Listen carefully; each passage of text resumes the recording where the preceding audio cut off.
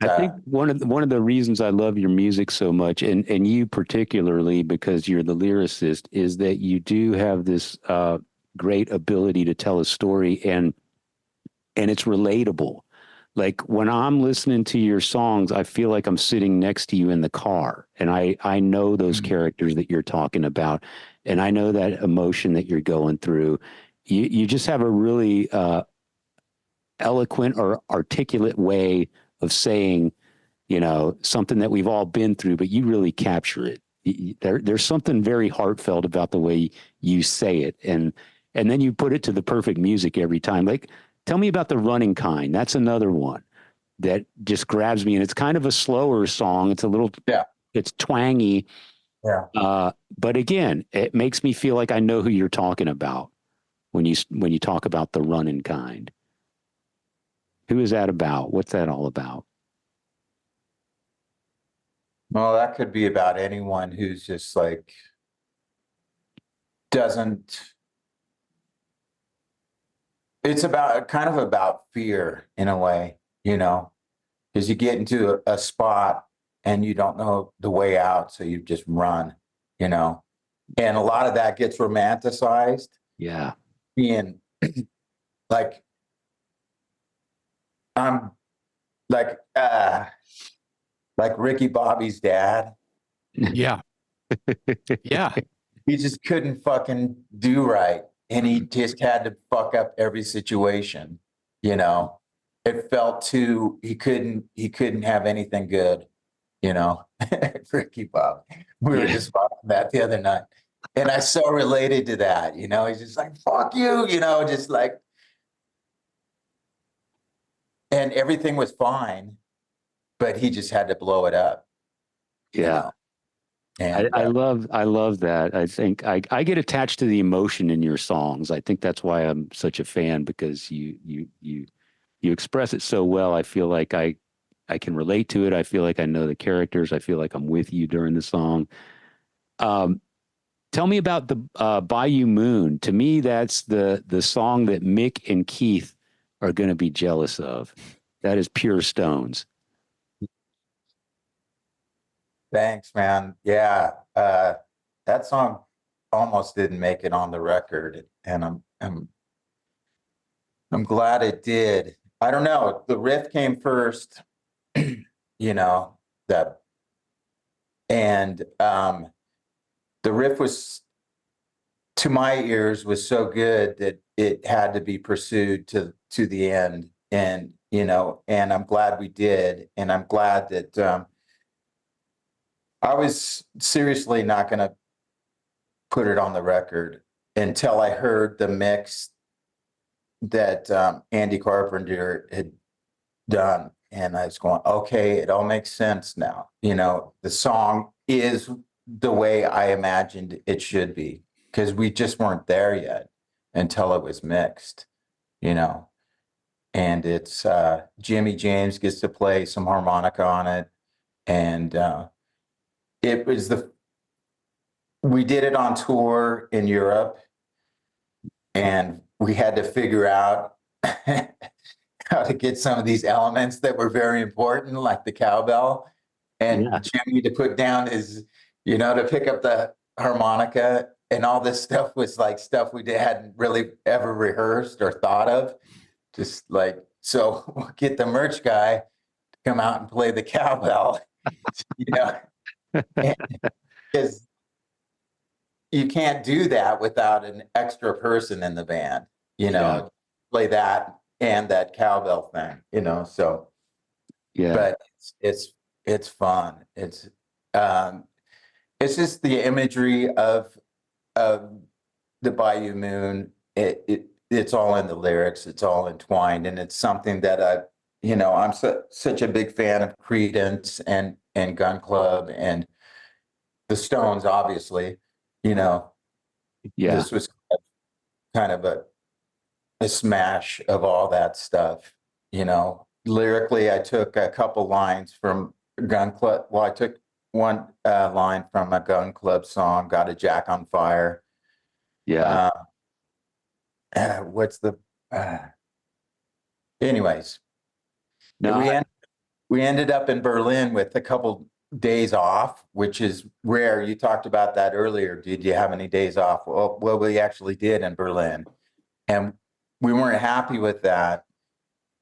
So we're going, well, let's try and do a video while we're there. Mm-hmm. I called Texas Terry. Do you guys know Texas Terry? Yeah. Because she lives in Berlin, and I go, Right. you know any young directors or film people in Berlin? She goes, oh yeah, I'll call somebody up, and she was just so helpful and like, yeah, we'll work out something. Met these guys from, she hooked us up with some guys from the Ukraine who have just been in Berlin for a couple months.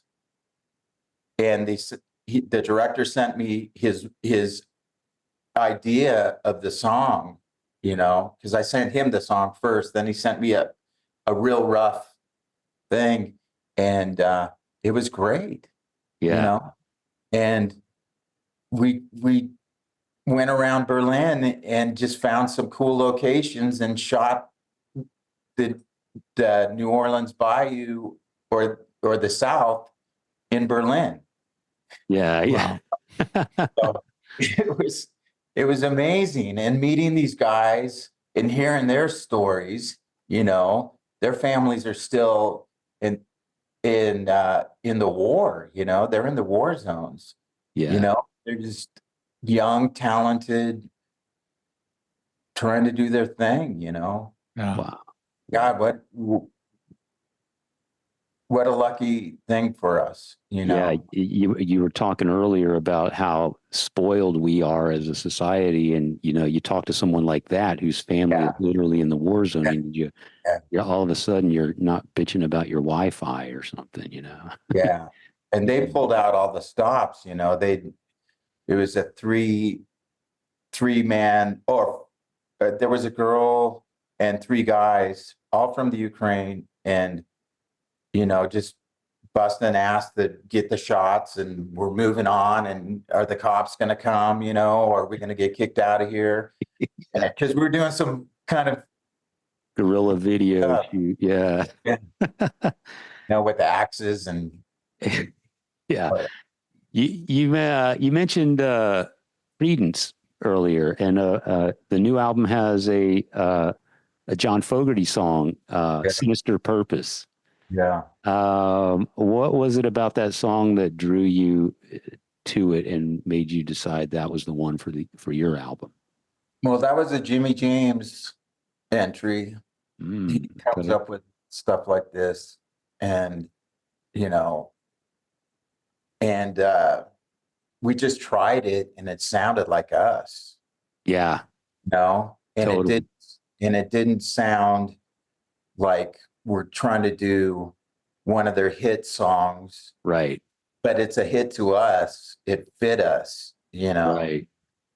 just like Russian Roulette fit us. Exactly. Yeah. It's the same. It was the same feel immediately, of like, oh, this makes sense.